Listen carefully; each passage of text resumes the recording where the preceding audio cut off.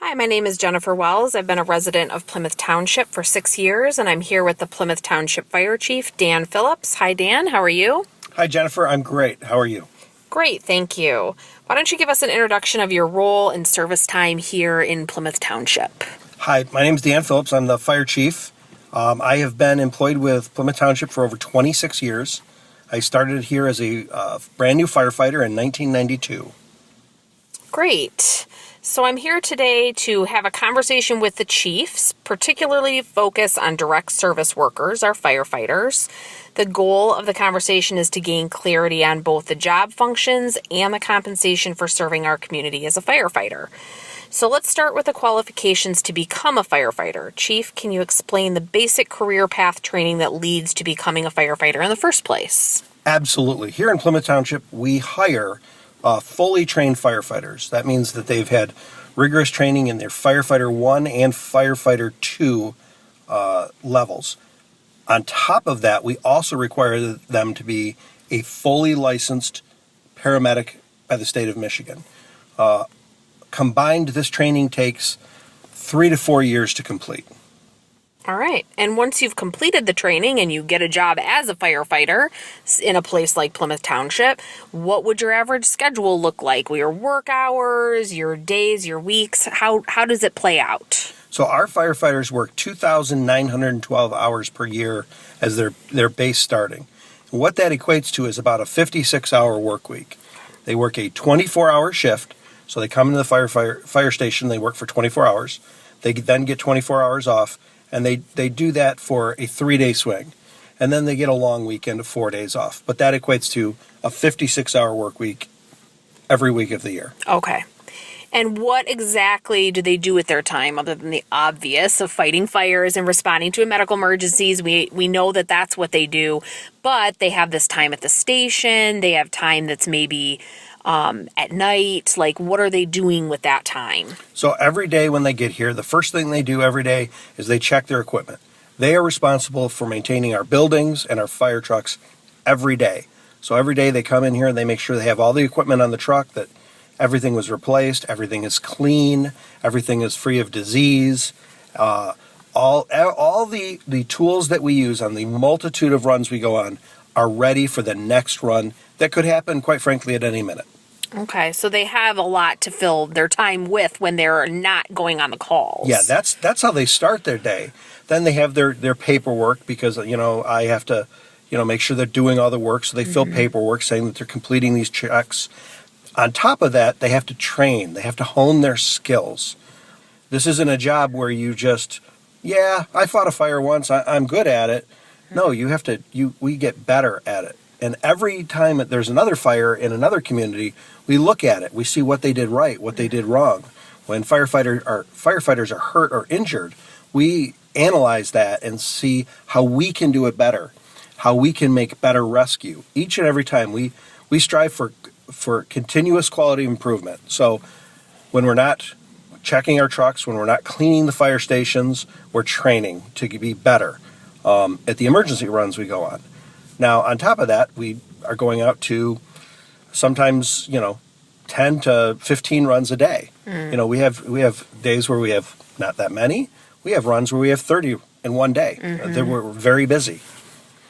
Which was going to be my next question, the average amount of times you go out into the community. So it sounds like there's, some days where there's not as many runs, but there could be as many as 15, 20, 30 calls where they're coming in and running out and coming in and running out. And that's right, yes. In the months of September and so far in October, we're averaging 10 runs a day. So far this year, the yearly average is about 9 runs a day. And that doesn't mean just one fire station goes out. On a fire, all 3 fire stations are going out to fight that fire. That's 6 firefighters going out for that job. When we have a cardiac arrest, we have 2 stations responding. A car accident on the expressway, we could have 4 firefighters going from 2 stations, or we could send the whole department, all 3 stations, because we don't know how many victims are on the scene, what needs to be done, how much fuel has been spilled on the ground. So, we try to put the right number of resources on each and every incident. And can you speak a little bit to this thing I've heard about firefighters being paid to sleep at work? I've heard that before. tell us a little bit, speak to that idea. So there's a document, a federal document called the Fair Labor Standards Act that basically allows communities to not pay any overtime at all to firefighters because they have the ability to sleep at work, which means that for a 56-hour work week, there's no overtime. That's all straight time. With that being said, if a run comes in at 3 o'clock in the morning, we're not sleeping through it. We're waking up and responding to it. And if we have a day that, the day only had 2 runs, you can rest assured the night's probably going to have 6 runs because, people get sick when they get sick, and we can't say for sure when that will happen. And we know that interrupted sleep is not the same as sleeping at home in your bed in a consecutive volume of time. No, it's not. As a matter of fact, firefighters don't get good sleep, which is one of the reasons they need that 4-day off every after 3 or 72 hours of work, is so that they can go home and get a good night's sleep and be well rested so they can come back and do a good job for us.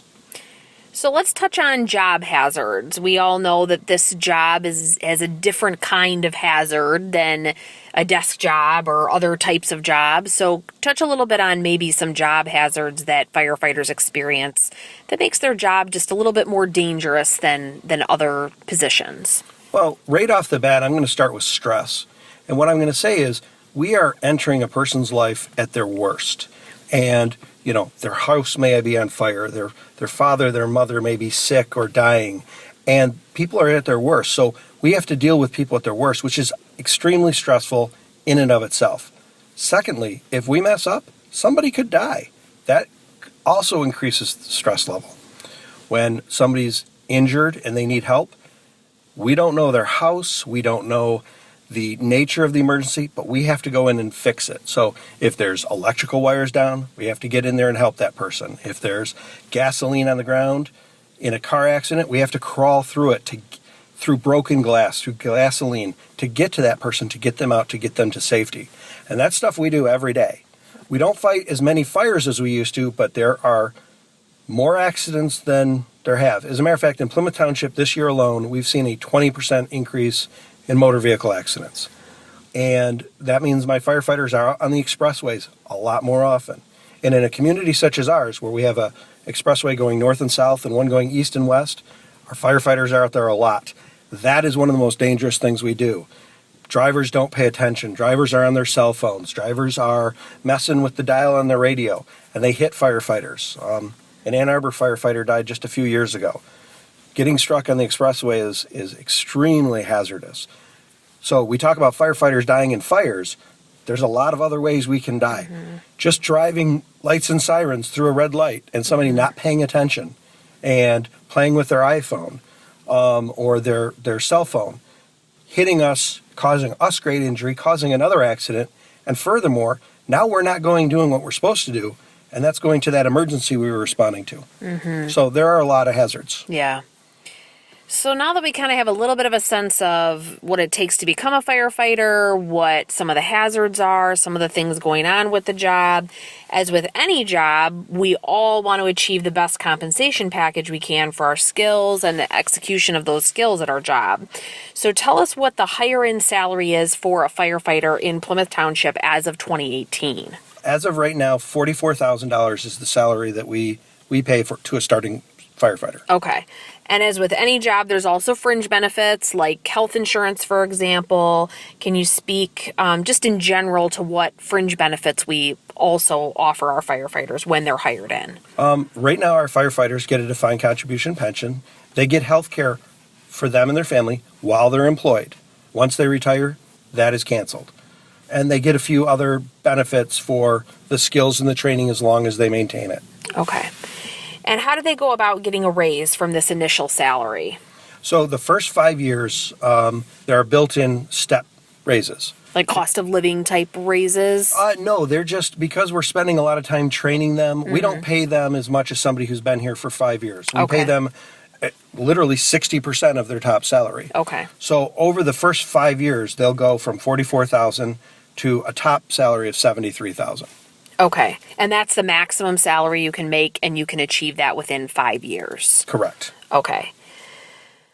So let's just touch really quick on overtime, because I know that that's something that can also add to their final, take-home salary. So tell us a little bit about how overtime works here specifically. So overtime is only called in when we need firefighters to work a shift. And what that means is if somebody's called in sick or somebody's on vacation and we would otherwise have to close a fire station down, we would then offer overtime to keep these 3 stations open. We in Plymouth Township have for years relied on overtime to keep our costs down. It's a lot cheaper to pay a firefighter overtime than to hire additional firefighters. Unfortunately, this is a very inefficient system because we can't guarantee when they will work and when they won't work. And under Michigan law, when an employee has worked 24 hours, you cannot require them to work over 24 hours.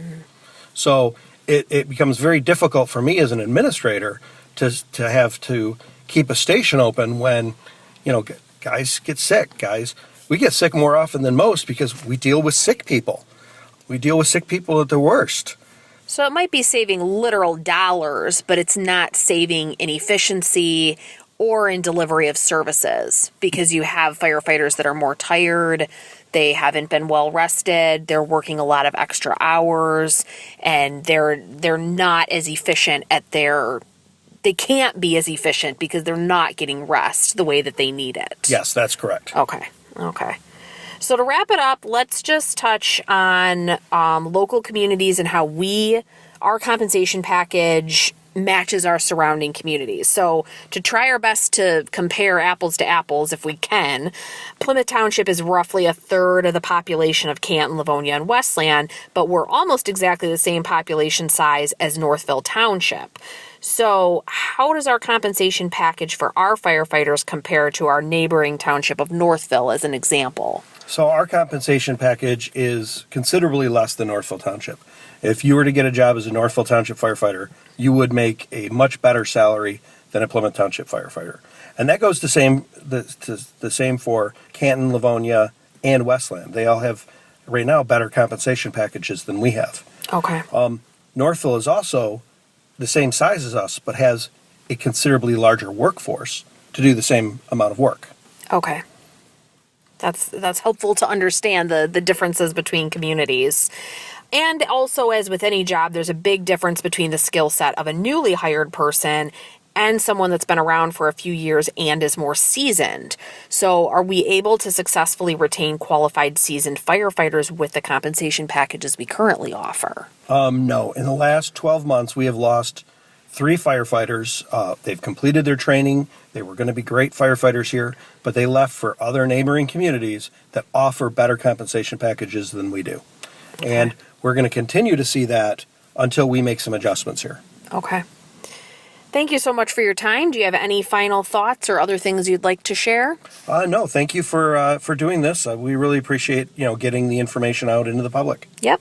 Thank you so much for taking the time for this conversation, and thank you to those of you that tuned in for this edition of Questions with the Chief. Have a great evening. Thank you for watching.